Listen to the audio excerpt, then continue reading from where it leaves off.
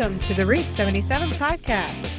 Today we delve into a topic that resonates with many of us, identity. As society continues to evolve, so do the myriad of ways we label and understand ourselves. Join us as we navigate the intricacies of identity markers, from the ones we wear with pride to the ones that sometimes lead to conflict. From personal anecdotes to profound reflections on the essence of offers a candid exploration of who we are and how we fit into the grander scheme of things. So whether you've questioned your own identity, felt pressured by societal labels, or simply seek a deeper understanding of the topic, this is the discussion for you.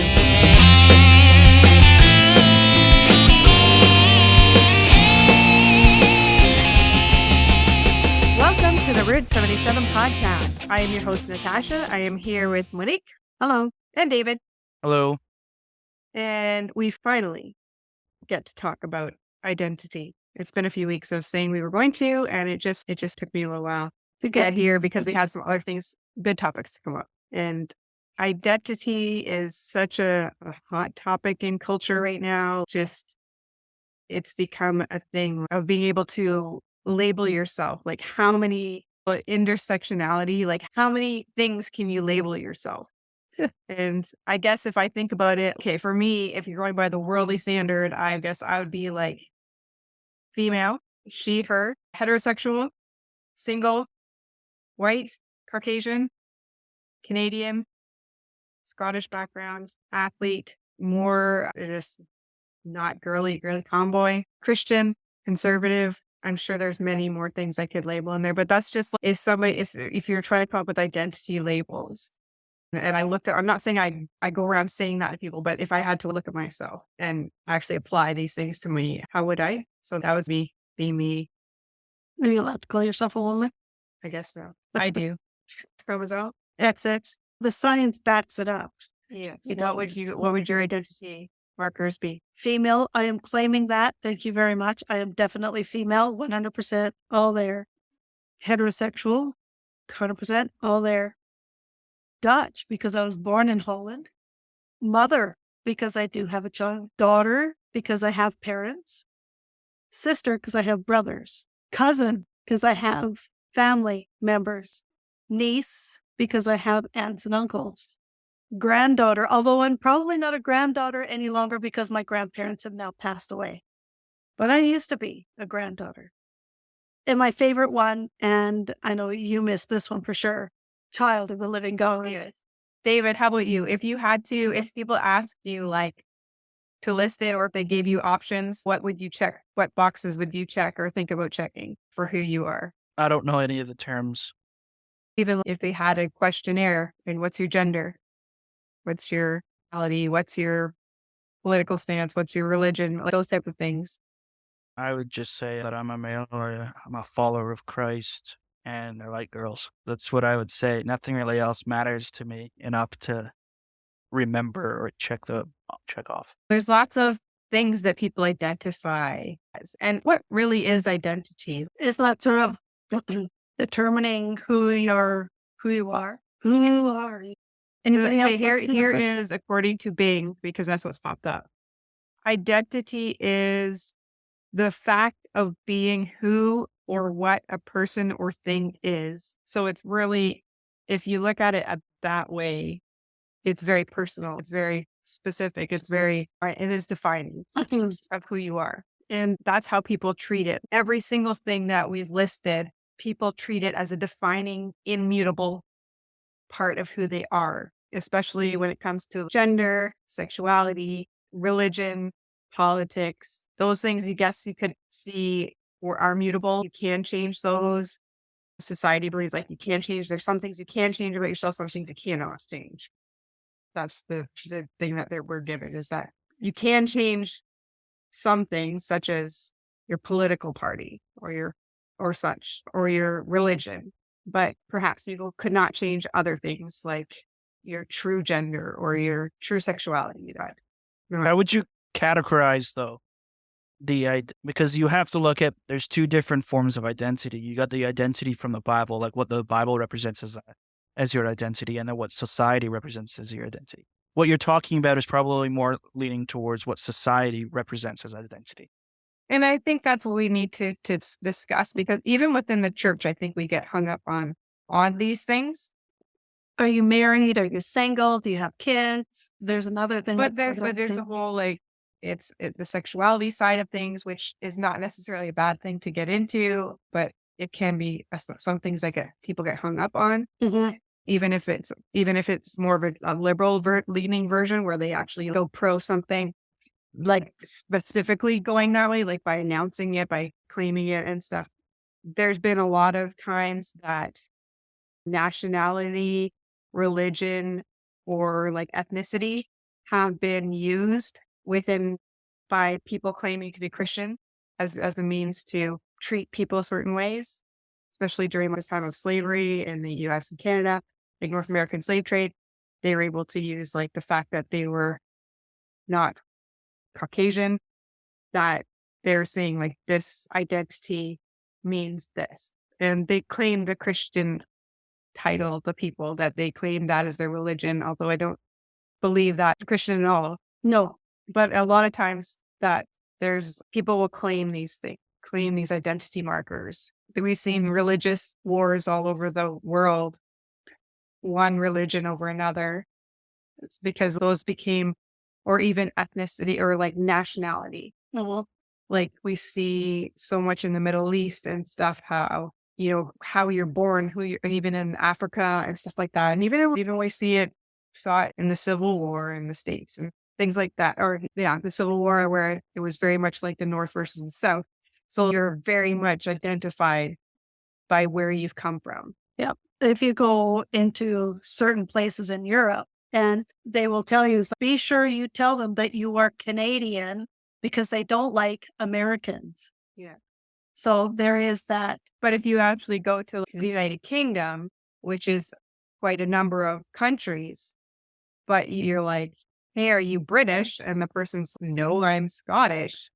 And or are you Scottish? Or what are you talking about? I'm from Northern Ireland, or I'm from Wales, or it's like you have offended them. Like I have definitely come to the point where if I hear an accent that I think is something from the UK, even if I'm pretty sure I pegged it, I will ask where that accent comes from. I'll say like, where does that accent come from? And my mom got asked if she was from South Africa because they have the Dutch accent. Although the accent can be similar, I think sometimes it gets Canadian-fied because Steven, my ex, he was from England and he would often get asked if he was from Australia. And I think it was like the London accent crossed over with the Canadian, and just those two mixed together, it created more. So I think it's like your mom coming from like the Dutch background, but then having Canadian-fied it maybe sounds a little more Afrikaan. Probably. But she was so offended. And I'm just like, really? Even in Holland, you're not really authentic. Yeah. The rest of Holland are going, whatever. There's times when, I come from Eastern Ontario. Okay. And people in the Western Canada tend to roll their eyes because they always talk about Ontario. Oh, you think you're the center of the universe. And let me tell you, we call ourselves the island of Eastern Ontario because people tend to forget that we even exist.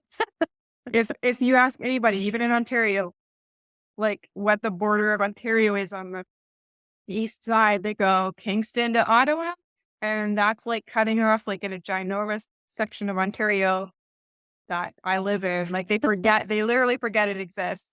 And so I definitely don't think too highly of it outside. I'm not from Toronto. I'm not from Ottawa. I'm from the other side of Ottawa. Toronto. I like the way you said Toronto. It's such an Eastern. It's just, yeah. So but yeah, like my aunt, she just said, listen to this. So hopefully she doesn't mind me saying this, but she was a nurse. And when she went from Toronto being a nurse to Alberta being a nurse, and she would say, we used to do this in Toronto. Like she wasn't meaning it like Toronto, like we're the best. It was just where I used to work, we did this. And so they'd be like, this isn't Toronto. It was like, and it was just like, so you had to like change your wording to like where I used to work. This is how we did this. Not that she meant that it was better. It was just this might be a little better way of doing something that just might you want to take into consideration. Yeah. And so it's funny how like we get so, and it doesn't even have to be in that thing. You take anybody who's in who watches or follow sports. Like I grew up in Calgary. Edmonton was our rival. You had that kind of, I'm Calgarian, I'm with the Flames, you Oilers. People always tell me, they're like, so you're from Ontario, so is it the Maple Leafs or the Canadians? And I go, Senators. And they're like, forget they even exist. It's hilarious because they're just like, oh, I suppose, well, I have no feelings about Senators. So it's just, but we get so, I am not kidding you. This is not a stereotype, because being married to a British person for 10 years, the amount of British people we met, and like practically the second after what your name was is like, what is your team? I'm not kidding you. It is not a stereotype when the British people do really ask what their soccer team is. And yeah, It was a thing. it's a thing. It's like the second question you get. Yeah. Because I don't know. So Yeah. We wrap our identity up in such external factors. and even to the point where you can actually get into like Arguments. rivalries and arguments. Oh, totally.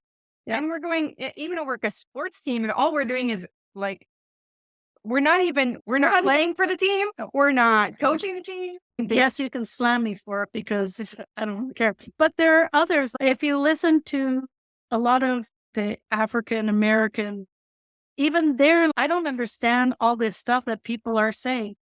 The group Black Lives Matter. Did you know that none of the people that they were all going for have gotten any compensation for any of the movements that this brought? This has brought millions of dollars in, and it hasn't been really going to.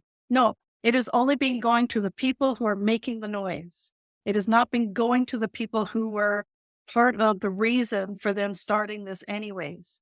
So that's a travesty. It's just so a lot of these things are money grabs by people who are trying to perpetuate chaos in our society. Any comments on this, David? I don't know too much about this scenario, but the idea that we have to have, for example, Black Lives Matter just defeats the whole purpose of what was the point of that? Yeah, it's So what are we doing at that point? We're like somehow elevating the fact that we treated them in that way by providing them with like, how is that equality? Remember when we were at Apologetics Canada, and there was that one woman who spoke, whose name was coincidentally Monique, and I did get my picture taken with her. And yes, she is a Black woman, and she is she's beautiful. Really, she is. And she spoke about this whole thing because she herself went into this whole thing. She bought right into that whole movement, Black Lives Matter, and got totally involved. And she found herself getting so angry about the whole situation. And she didn't understand what that was all about until she had the epiphany about what she was doing and how it didn't really matter. It was that people were not treating her as everybody was saying she was being treated. She was being treated with respect. She was being treated as a person. She wasn't getting preferential or non-preferential treatment. She was getting equal treatment like everybody else. And she's like, why am I in this when I'm not getting what these people are saying is happening? This is not happening to me. I lived in those areas. I was in that. That happened in front of my doorstep pretty much. And she said, but none of that, she said, it didn't happen to me. I was just living my life normally like any other person. Yet she found herself becoming angry because of what people were saying, because people were telling her that's how she should feel. and this is not to say that there's not this Racial out there. discrimination. Yes, and we see it all the time for various races. It's really ridiculous because, we'll talk about what all these things will mean in the eternal meaning. But I know there's a family that we know who are Caucasian, but they've adopted 2 children who are African American, and they go to a Christian school, and yet they still get teased a lot about being African American. It makes no sense to me. Silly. And I just think of them as kids. yeah, I don't, but they still get teased about the color of their skin, and you're just like, that makes no sense. Like, and this is just at an elementary school level. Like, this does perpetuate, and there are people who perpetuate this. But what we're saying is that because some people experience it does not mean that every single person experiences it or experiences the same degree of, yeah. Like I can give you an example of like age discrimination. Mhm. My brother, when he was dating his now wife, he was 20 and like scruffy 20-year-old. He's in college for mechanics but he's going across the border to the States every other weekend to visit his girlfriend. And he got pulled by the border patrol people regularly. They took his car into the giant scanners several times. They knew they just knew, quote unquote, he was drug running. Shape that? Yes. Thank Mr. you. Military Boy? Yes. He did that to me too. Look at me. You look dangerous. I know. Because it was funny because he would go into the border and his old clunker of a car, he was in college, right? And when they I asked think him it's the old clunker car. yeah. Because that's what I And was it's driving. like they asked him to open the trunk, so he gave him a screwdriver and told him that you could open the trunk. But we joked how, like, when he got married and all these people are going down for the wedding, it'd be like, the final score is here, like all the drugs are coming out. They did that to me. It was not that long ago. It was only a few years ago. I was going to visit a friend of mine in Seattle. We had met online. We had gone to the Shiny concert here in Vancouver. She actually won me a ticket. We met over a TV show and became really good friends. And I've been to her house a couple of times and we still converse. She's now moved closer but further away because now it takes a ferry to get to her house. Sure, you moved closer, but now it's going to take me a lot longer. Sorry, I can't come visit her. I'm sure that will change. But I was driving this old car. It was, I can't remember what make, but it was a Spirit. So I don't know the model, but the make was a Spirit. So I used to say, yeah, I'm driving in the Spirit every day. The old Pentecostal guy, she's driving in the Spirit. And it was a boat and it was a clunker and it was like $200. But that was what I could afford. And so I get to the border crossing and the guy says to me, so where are you going? I says, oh, Seattle to visit a friend, going for coffee. You're driving to Seattle to go for coffee. I'm going to Seattle to go have coffee. When are you coming back? Oh, later on tonight. So you're going to drive all just to go for coffee and then come back. Yeah. Day trip. I like to drive. Is that a problem? All right. We want you to pull over there. And then they tore my car apart. And I had all this beach equipment like chairs and umbrellas. They had to pull everything out and they pull it. And I'm going, have fun with that, boy. Here's my keys. I'll just go in there. And I'm talking and I'm telling them how we met the girl and stuff like that. And they're laughing at me. And I'm going, I'm just a crazy girl. But I'm totally normal. And I'm a born again Christian. You're not going to find drugs on me. I'm sorry. So after they pulled it all apart, here's your keys. Go on. Have fun. And they have to like look at anything that but it was just funny with Stephen because every other weekend he'd go down and he'd pretty much he'd be like in a room where they would do like the transport. So he'd be like in this cement room and they'd be like putting his little tiny car through the giant transport scanner. It bogs out. Yeah, that's pretty much. But yeah, again, this is not to downplay. There is racism. There is discrimination of people. There are these things and they are serious. So we're definitely not downplaying that. That definitely happens. It should not happen. Discrimination of any kind should not happen because we're all made in the image of God. You can disagree with a person's lifestyle without discriminating. There's against them as a person. Yeah. And to be fair is that they should not be also forcing and other people to sing. Yeah. It goes two ways. It does. But right now, it's the squeaky wheel right now. The discrimination also goes, I have a special needs daughter. And many people who have children who are special needs find that discrimination with that too. People stare, people look. It's odd. Teach your children that special needs children are no different and just want to be friends with people. People, once they get to know Amber, they love her. She is such a happy person. The worst kind of discrimination is when you get people who go, why are you not like allowing her to die because she has no quality of life? Oh, I just want to rip people apart when they say stuff like that. And that with the maid and everything. And it's like, she has no quality of life. And you're like, how does a random person, I see this on Facebook and Instagram, all these places, it's just people saying stuff. but like, how do people, they see a picture or a little video and they can make a life judgment? Yep. Like, Oh, I know. And, based on and on it just, an identity which she currently has, which is disabled, Yep. that she has no control over. And yet you're going to be the one that determines life or death for her. that is not your call. You have no right to say that, because my daughter's life is determined by God. God has determined the number of her days. If that were not the case, he would not have saved her to begin with. But he's preserved her life time and time and time again.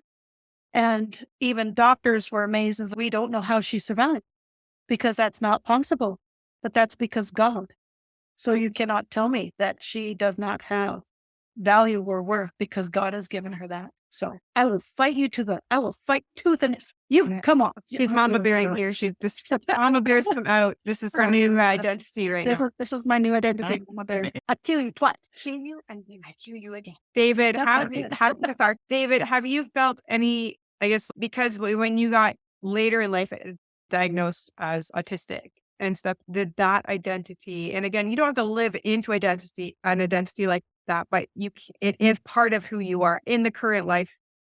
How does that part of your identity affect you? I'm not exactly sure how to answer that because it doesn't really affect me in any capacity. really. Yeah, I'm not exactly sure how to answer that because there hasn't been an altering impact. But when you found out, did that help you understand things better? I think it helped my parents understand things better. But I have nothing to compare that to say, oh, I understand this or that better. Because I have no other experience otherwise. Just because someone says your new name is this doesn't mean everything changes. You're still the person you were 5 minutes ago. That's very true. Truer words were never spoken. I don't think, and I think this is actually a really good point, that identity is something that people will use to express it's primarily to represent to other people. Because you can change your identity every 10 minutes, but you're still going to be the same person. You don't change at all. At least that's from my experience. Because when I got diagnosed, I'm like, okay, whatever. I don't care. It doesn't change me in any regard or way. I'm still the same person I was 5-10 minutes ago. All right. But I think for other people, because I know for my parents, they were like, oh, okay, this makes a lot more sense now. Why he acted or why he doesn't understand this or cannot wrap his head around this or why he lives like this or why he does things like this. It made more sense for others than it did for me. And I will say, to have that identifier on some kids at Taekwondo helps you to understand them in a different way, like how they work. So that if you might push one kid one way that does not have this issue, it's better for them. But if you push an autistic person a certain way, it won't work for them and it will be detrimental. So to have that, it definitely helps as the outside person, not the person with the identity. Again, I'm trying not to use identity sounds so permanent or negative. I just want it to be like, this is in this fallen world, part of our identities will sometimes include negatives. Yeah. Like disability, or like anything, like I'm a nerve pain suffer, chronic pain. That's a negative, but it doesn't mean I'm defined by it where I'm spending my whole life defined by it, but it's just a part of who I am. Right. And it can help people understand outside of you, I think that's one reason we have these identifiers, is it can really help the people outside of you grasp very quickly. If you say something like, I'm autistic, or I'm Scottish, or I'm like anything that you're going to say. I'm Dutch. Oh, so that's why you're so cheap. Or I'm gay. Or even if you say you're gay or something, then people go, oh, okay. And then they have certain expectations that are filled in without you having to explain every single thing about it. You don't have to you don't have to really explain every single thing about your whole life. If you can, here's an identifier, and then people go, oh, okay. Yeah. Like if a guy has this girl that's trying to hit on him and he says, I'm actually same-sex attracted. Oh, let's change it to I'll just be your best friend. And Yeah, there's a whole bunch of conversations that don't need to happen. that don't need to happen. Yeah. Yeah. And it does, like with Taekwondo, if I know certain things, like when one child has anxiety, high anxiety, or one person is autistic, or like it does We help. have one who's Down syndrome. Yeah.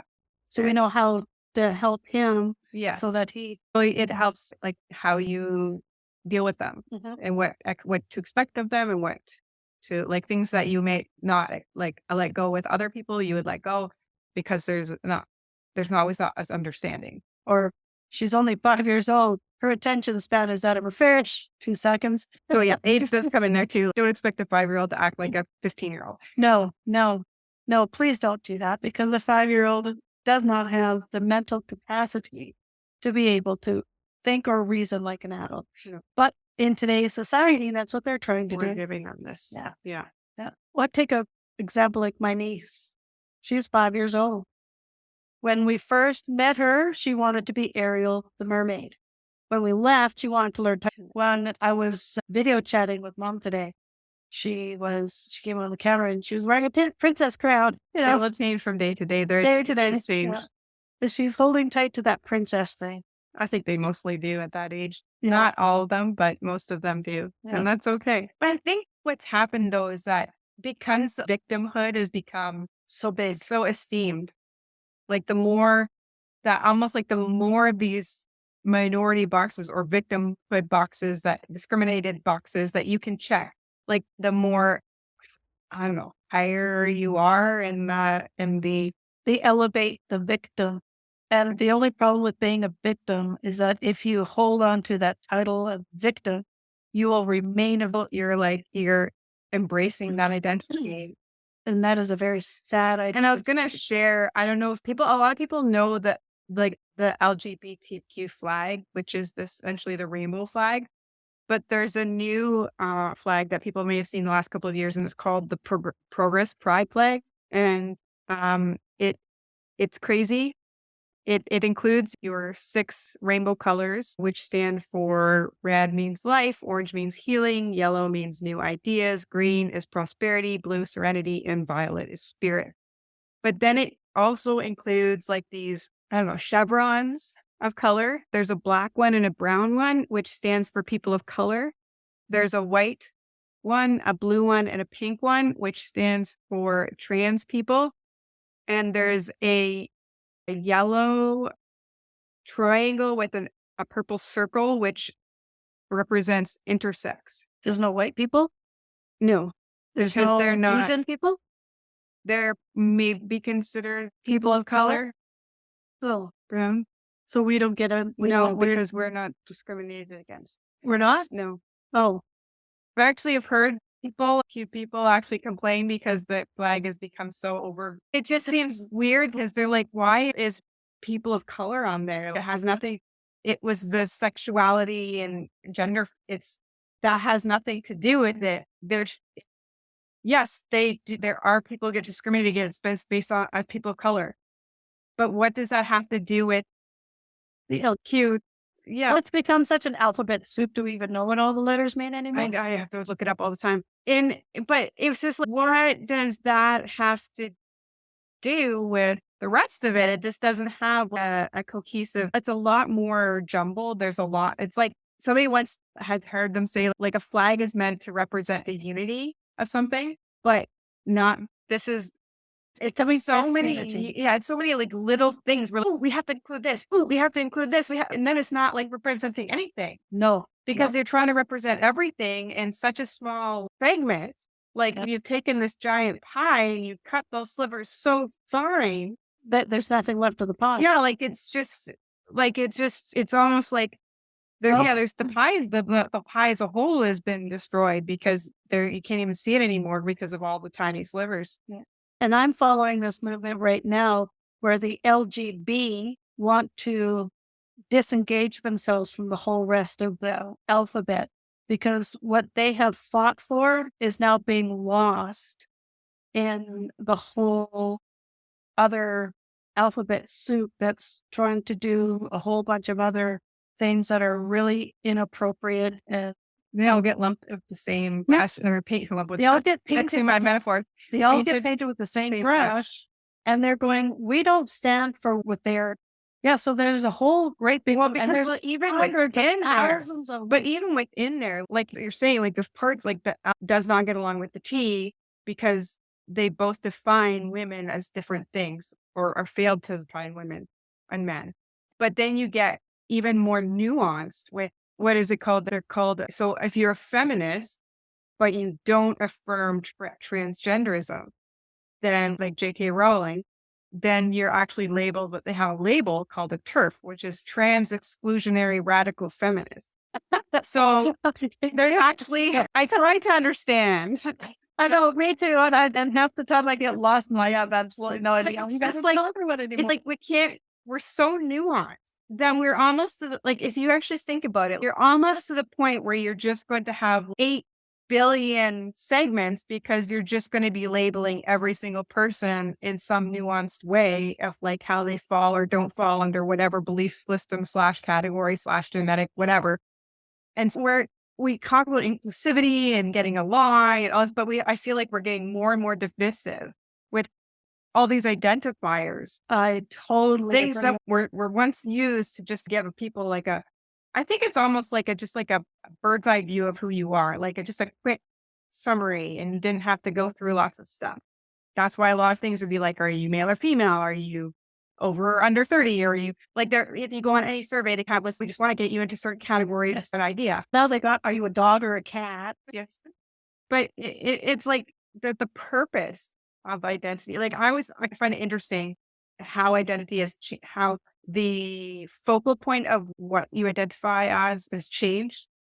And if you know anything from what I've heard anyway, about like dog tags, especially back in like World War II and stuff like that, they included usually your name, your rank, your blood type, and your religion. Because if something happened to you, they wanted you to be able to get your last rights or whatever it took that you needed in that moment. That your religious preferences were being. So, and there was like a lot of times that you'd be like actually, and this is not modern times, but back in the day kind of thing or whatever, like 50 years ago or more, where if you talk to people, they wouldn't say that they were Christian. They would say they were Methodist or Pentecostal or Presbyterian. Like it wasn't, Christianity was assumed it was which branch, our denomination. And so now we've gone away from that.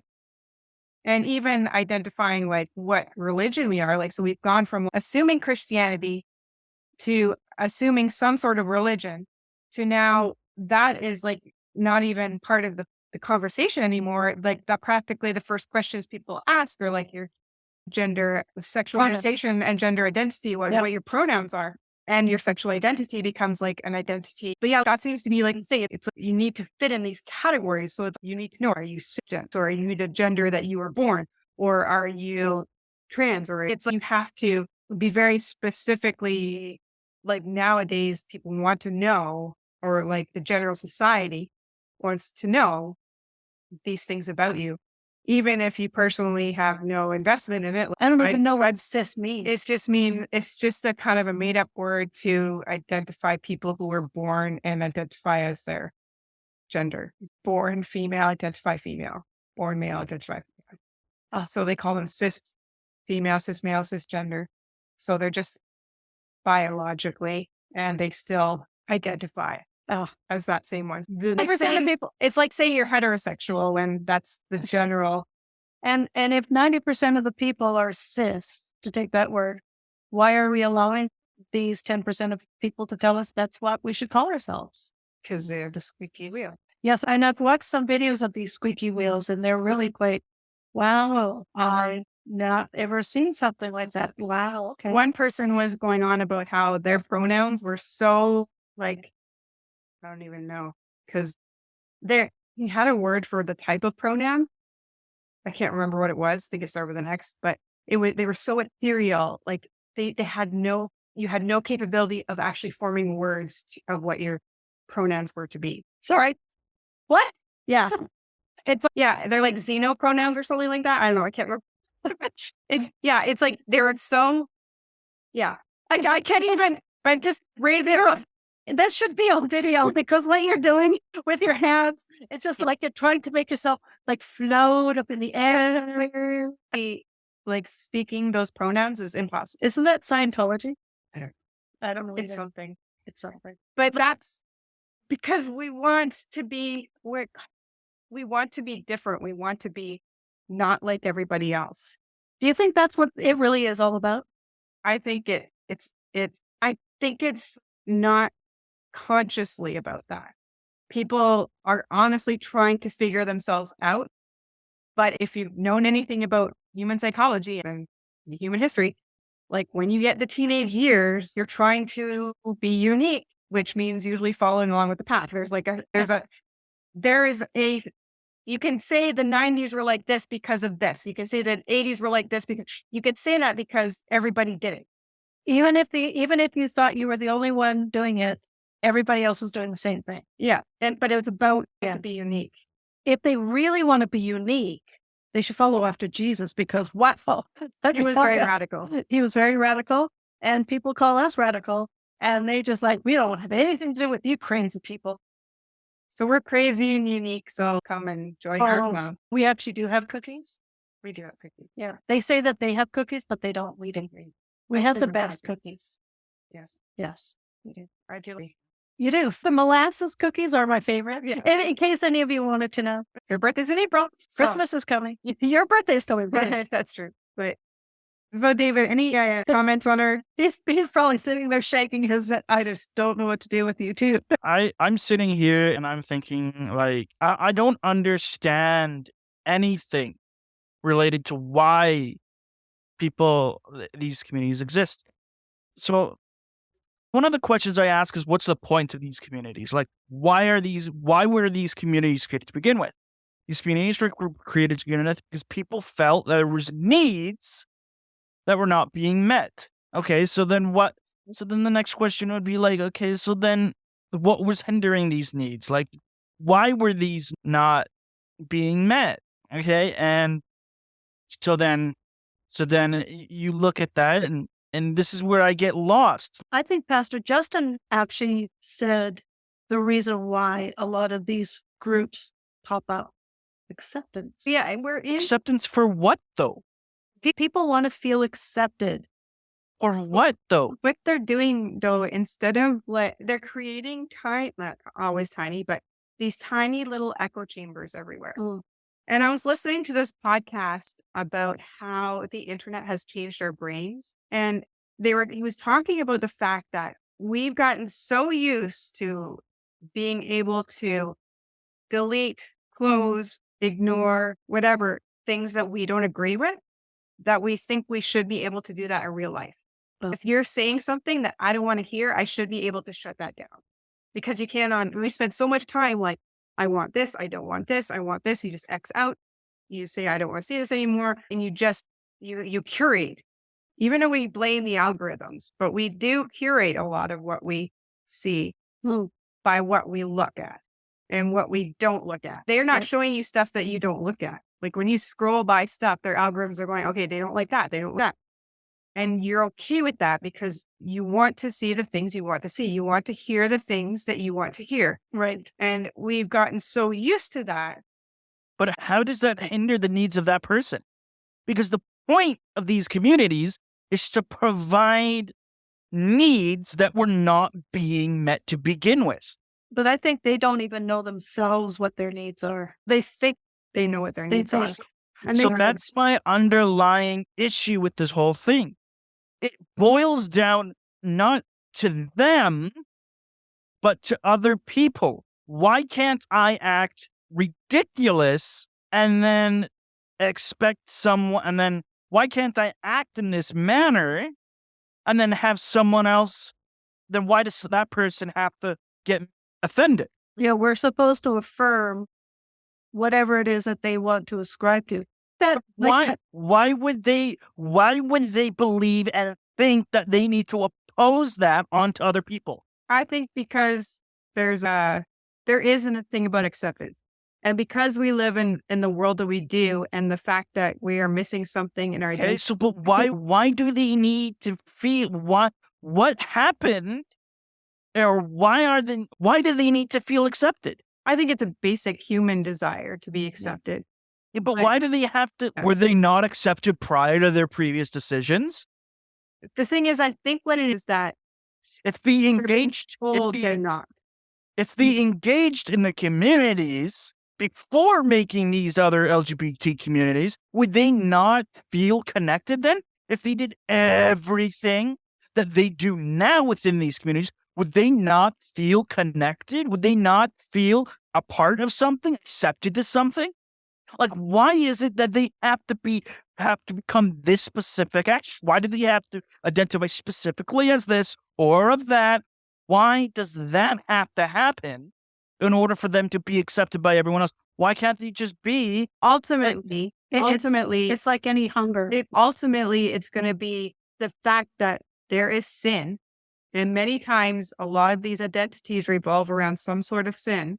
And it might just be pride in it, like pride in the fact that I'm Scottish background and therefore I'm better than everyone else. There's a pride. So- We're not But I'm just saying, it doesn't have to be like an obvious sexual sin or whatever. No. But we want there to be an affirmation of sin because there is a part of us that knows that it is wrong. But we don't. So- It's subconsciously, I think, because we're So not- my conclusion, what I can only assume into these scenarios is that their lives have become so utterly comfortable that they have nothing else to do. There is literally no basis for any of their decisions for why they need to be accepted in the particular way that they need to be accepted in. Because again, and I expressed this so many times in other podcasts, and it's so hard for me to wrap my head around what their long-term takeaway, long-term goal for this is. Because after 100 to 500 years to 1,000 years, everything they did, what remains? Like, why even pursue any of that if it's not going to actually provide anything to anyone within 1,000 years? because many people, if they don't believe that there is life beyond this moment of life, once they pass away, that's it.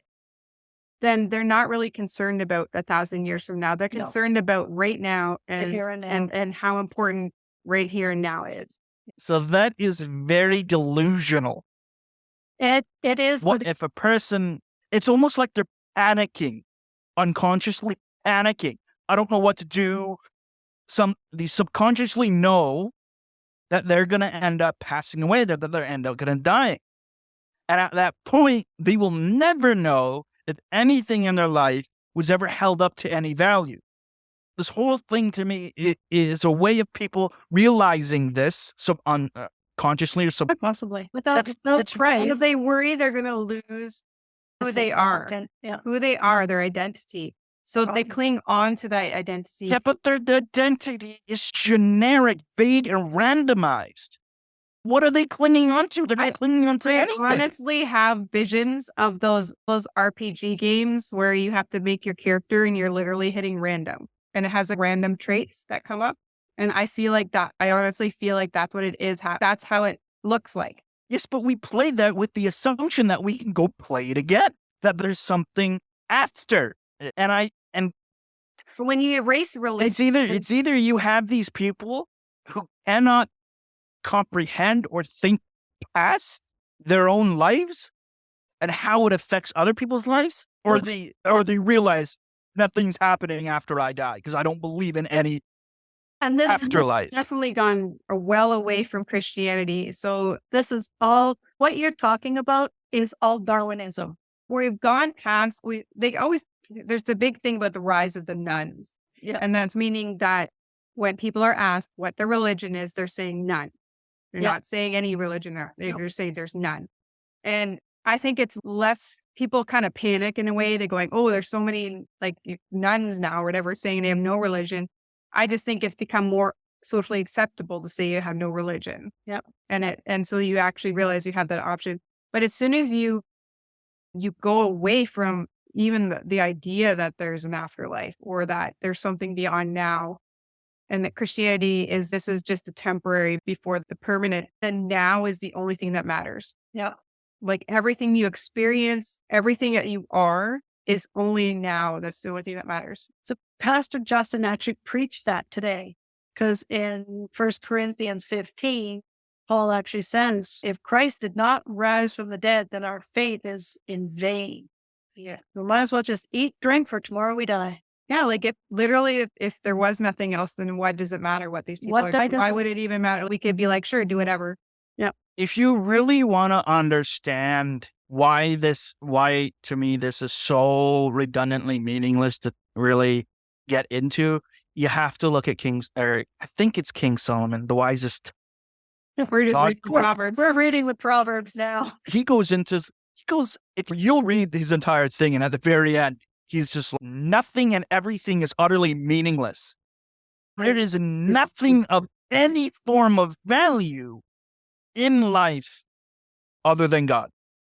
And that's something I wanted to talk about when we get, like, now that I think we can probably look towards going to the end of this podcast, bringing in this conclusion is like, we've talked about identity, and I think that there is a certain rightness to some, in a sense of that God created some to be important in this time now. And I think male and female is an important, not that you base your life around it, but that it's an important distinction. Yeah. I think even the fact that somebody is disabled or not, that's something that will affect you in this lifetime. There's a time when, say, Germany, like there was Nazis and there was the Allies, like you wanted to be connected with the Allies, not the Nazis. Like these are all things that in this lifetime can be important as as part of your identity, but it's not the part of you that will Eternal. that will go beyond this life. Right. And I think in heaven, we hold on to our male or femaleness, but the roles in heaven will, like what you said, will be different. We don't have to, there will be no marriage or giving in marriage because it's not going to be needed. The fulfillment of it has come to pass. Yep. We don't We are all going to be worshiping God. Yeah. It literally says that we're going to all be beneath the throne of God and we're going to all worship God in Jesus. No. That's our rule. So you are no longer a slave, but God's child. And since you are his child, God has made you also an heir. Children of God. We are children of the That's the Most thing. High. That's the one that's still, That is the real identity. that's the one that can never be taken away. Yeah. And will transcend Time. time. It will transcend space and time and what we call reality too. Because nothing about it, if there's no marriage or giving in marriage, then there's no sexuality. There's no need for it. So that just suggests that it's all materialized. Those things were only created so that we may flourish on earth. And then, so like, how much are you willing to invest in an identity that doesn't transcend this life? If you are, That's my exact point. Why is it even worth considering if it's not some people do, and that's Yeah. why I want to talk about it, We're- because I we're- wanted to just bring it to the point of saying, like, Yes, but if we're gonna be real here, we're gonna discuss this, and then we're gonna say you need to come to Christ, because in order to be saved, you need to come to Christ. But in order to come to Christ, you have to give up whatever you were believing as an identity. Your identity could be held within Christ. So then, my point is that we could discuss these things, sure, but in the end, we have to be clear that in order for you to have an actual meaningful identity, it has to be in Christ. So whatever identity you decide to talk about, decide to identify as, is effectively meaningless or pointless when it comes to Christ. Because your identity has to rely on him. Otherwise, you're just building it on sand, and then the next gust of wind is just going to knock you over. Yeah. Yeah. And then you got to rebuild it all over again with something else. on Like, a firmer foundation. That's what's baffling. that's They're not kind going to of- go. They're not going to go. Oh, I got blown over. Let's build it with bricks this time, unless God moves them. Yeah. The thing Right? is, They're just going to build it with sand again. Yeah. Like a I- child on the beach, right? The thing is, I believe that when I was around 7 or 8, that I did truly become a Christian, and that I lived my life what I thought for Christ for that time, like since that time, ups and downs, feeling and not like any other person. But I clung to the identity of single and married being like so important to who I was, and mother, marriage and mother being so important to my identity, to my being, even while being a Christian. That yes, I created it as an idol in my life, but I didn't know that. And I guess I want people to understand that you can hold to something that is like a good thing. Yeah, I'm married. Yeah, I'm single. Yeah, I'm a mom. Yeah, I'm not a mom. Like you can hold those things, but there's a way of holding them sinfully, even after you become a Christian. Yep. And if you're like revolving your life around your identity as wife, husband, mother, father, gay, straight, male, female, like if you're holding on to those and creating those, like even as a Christian, like you grasp onto those and you invest in those. If you took your money and you were like, hey, I'm going to invest in this stock, but you knew for a fact that in 2 years that company will no longer exist, would you actually do that? But that's what we do, even as a Christian people. Like we buy into this because it's around us, like this culture. We're in the culture. We're in these times, and this is something we're around us, and we have to tread carefully. Yes, I can claim that I am a woman. I am born a woman, and I am a woman that God has created me a woman, and did not make a mistake in that, and fight for that truth. But if I take it like too far, where that part of who I am is so important that it becomes like the revolution of my life, like my life revolves around that, then it becomes an idol, and it's not something you don't go into an idol going 99% of the time going, I want to make this an idol in my life. But it happens subtly and over time. And I don't want the fact that I'm single and have the singles ministry to be and identify as single, because I think it's important that people understand that this is not a bad thing. I don't want it to be so much my identity that I've created a new idol to replace the marriage idol. But you have to be aware of that and just be constantly looking, self-reflecting and seeing, okay, am I actually putting my hope in this, or am I life revolving around this, or is it an aspect of my identity that I feel God has chosen me to speak upon, but he is still my core identity. So like we can say, yeah, people should become a Christian. Yeah, like that is definitely 100% true, to create like a new identity in Christ. But I'm saying like even after you have the identity in Christ, you can still fall into these traps and these idols of identity, even of things that are good, that God has created good to be good.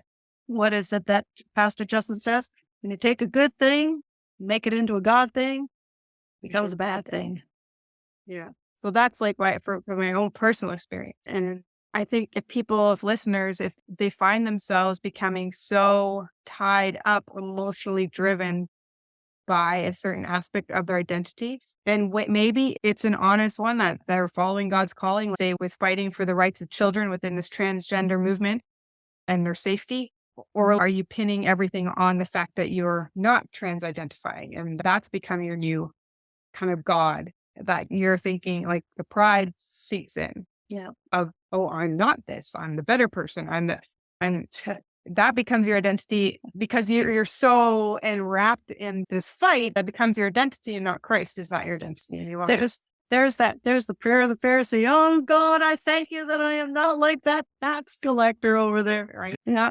So it's again, I'm not saying that some of these things are bad to identify with or even fight for. Fighting for truth, fighting for God's truth, I don't think is ever a wrong thing. There's wrong ways of going about it, but it can overtake and become its own idol. Yeah. Mm-hmm. And I think that's something we need to be very aware of. The thing we should be fighting for mostly is the salvation of the lost. Even if we're grabbing their ankles as they're sliding their way into hell, getting the road burn. Be wary that you don't get dragged with them. Yeah, don't get dragged in with them. Exactly. It's so The identity thing seems to be, it's like a cliche in a sense where people are just like, yeah, whatever, identity this, identity that. They're just saturated with it. And I think people are getting tired of it. Yeah, they're just like, yeah, whatever. This is ridiculous because they're coming up with so many new things now. It's just like people they're just tired. I don't even think they can keep up with it anymore. No, and that's like you see this new like progress pride flag and things like they're trying to just, and it's just, I think people are been oversaturated.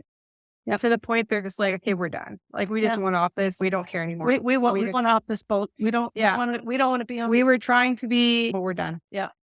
But we can get, and we just have to remember like our primary identity, if you're a believer, is Christ. Yeah. Christ is your child of the living God, and Christ is your Redeemer and Savior. And that is the identity which will transcend this life. I will and cannot be taken from you. I know nothing except Christ and Him crucified. So that one is just self-reflect. Just look at the things that you identify as, and then just go, hey, is this becoming an idol in my life, or is it becoming more important than Christ? My Christ identity? Is it?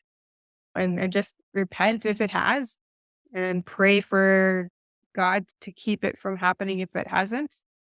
Because we're all susceptible to sin. Yes. Jesus himself said, I am the way, the truth, and the life. No one comes to the Father except through me. So if he said that, and that's his word, and those are the truth, then you know that there's only one way to heaven, and that's him. Yeah, sorry. Amen to that. Thank you all for listening. Hopefully we said some things that you resonated with. Maybe some things you thought, you guys are so off your rocker. Okay. Yes. Let us know. Either way. Yeah. Let us know. You can find us on Facebook, Instagram, and X, formerly known as Twitter. I still don't know when to stop saying that. Yep. But it's hard to just stop with X. And if you want to email us, it's at route77ministries@gmail.com. That's ROUTE 77ministries@gmail.com. And yeah, let us know what you think. Yep. And we are hoping to have our website up and running real soon. So we'll keep you advised of that as well. So until next time, have a good week. Bye for now. Bye.